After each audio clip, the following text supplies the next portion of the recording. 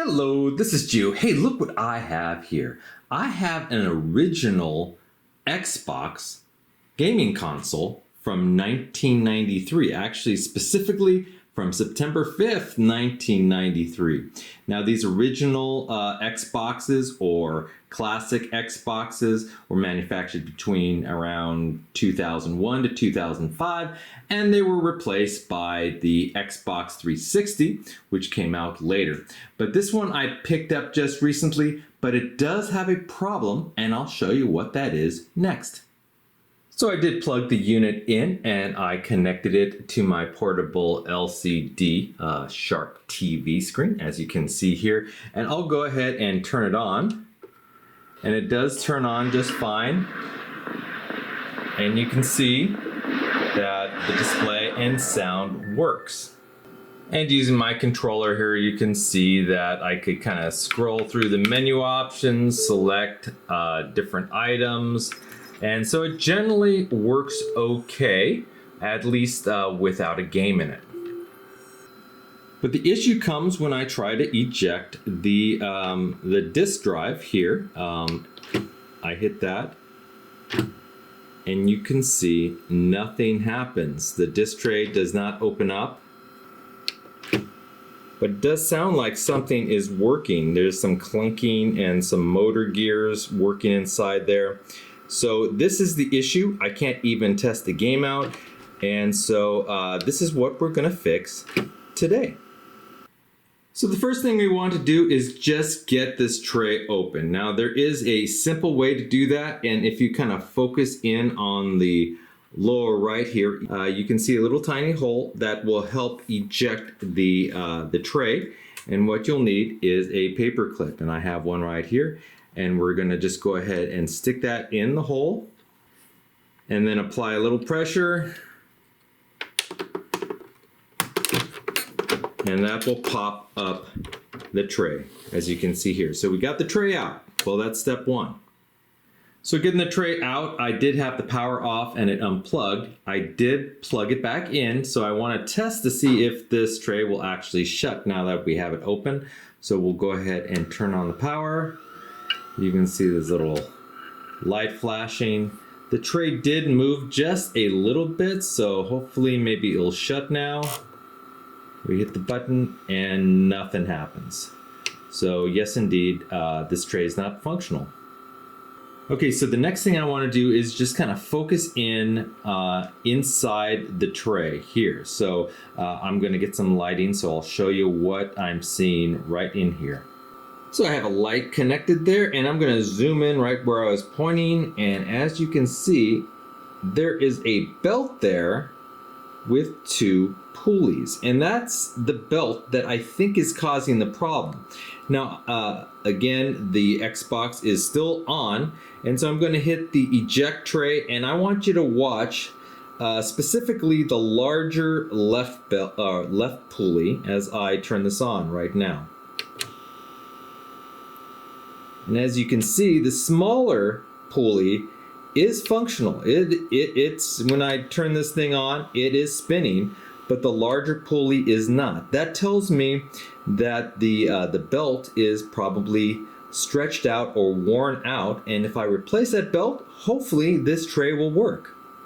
Okay, so that's what we're going to do today. We're going to replace that belt. Now, if you check out the internet and look at some other videos, you might see other people actually opening up the Xbox, removing the disk drive, opening up the disk drive to gain access to that belt. And you can do that. However, I don't really want to do that because anytime you open up the unit, you could break things. Also on the back, as you can see here, there's a couple of security screws that you actually have to puncture the labels or remove the labels to gain access to. And anytime you do that, it does show that you have opened up the unit. And I really don't want to do that. I want to keep this as pristine as possible.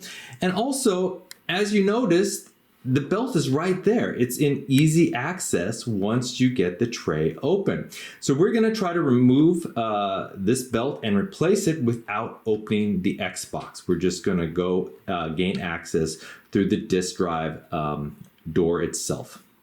And so you will need perhaps some, if you have some long tweezers, I do have really long tweezers here that will help you gain access to that belt. I also have a little tool here that will help manipulate it and grab it. So just look around your house, see if you have some tweezers or some probes that you can use. Now you do want to unplug the unit, so we'll go ahead and do that now. And then I'm going to get some lighting on the situation, and hopefully you'll see me remove this belt. Okay, so hopefully you can see this. I'll try to keep my hands out of the way.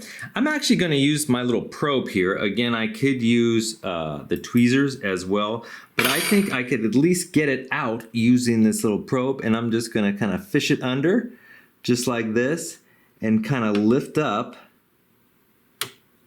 Careful. Now you don't want to lose the actual belt, so just be careful doing this so you don't lose the belt. Because if it gets lost in your disk drive, you will have to open everything out. So we did get the belt out, and fortunately this one's not broken. Now if it is broken and you don't actually see a belt attached to those pulleys, then you will have to gain access to the internals of your disk drive. But fortunately, we got this one out. And so here's the belt right here, and you can see it kind of looks kind of egg-shaped like this, and that's because it's been stuck in one position and it's kind of brittle. It's not that flexible anymore, so it's a really old belt. The smaller pulley was over here, and so it never was able to kind of move around. The larger pulley was over here, and that's why it's misshapen like this. Now you will need a replacement belt, and so what you're looking for, I believe, is a 25 millimeter diameter, which is basically when you make it a circle from one end to the other, that measurement, and it should be like 1.2 millimeters thick. It is a square belt, so it's kind of a square shape.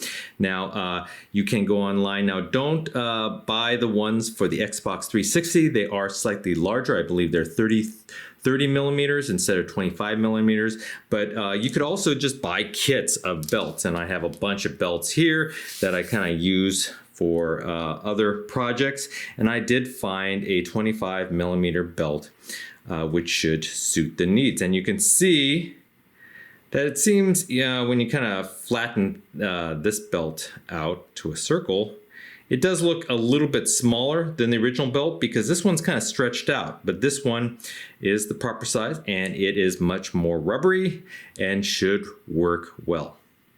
Okay, so we're just gonna replace this belt as carefully as we can. Now, again, you don't wanna lose this belt inside your disk drive.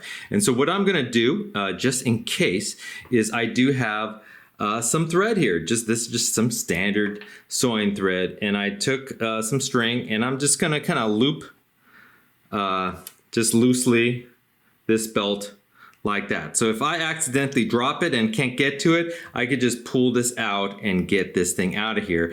And then I could just loosely you don't want to tie it to it because you still have to get the thread out. So we're gonna replace this belt, and hopefully it should work after we're done. Again, I'm just gonna use I'm just gonna use this. Now I'm gonna thread the larger pulley first.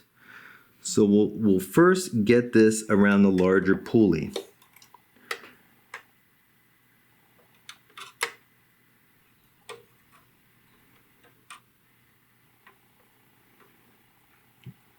Okay, so it looks like I got it all the way around the larger pulley, and now I'm just gonna loop the smaller pulley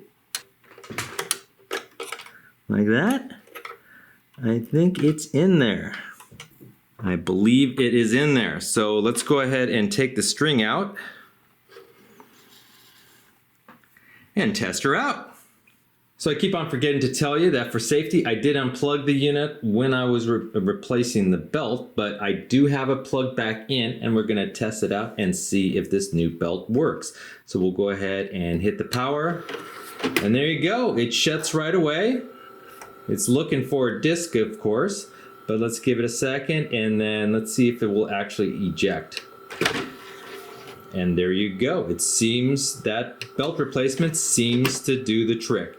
And so, so before you open up your machine, you may actually want to just try to replace your belt via this little door here, and hopefully this fix will work for you. Well, I hope you enjoyed this video, and if you did, please hit that like button at the bottom of the screen, and even consider subscribing to my channel. I have many more videos to come.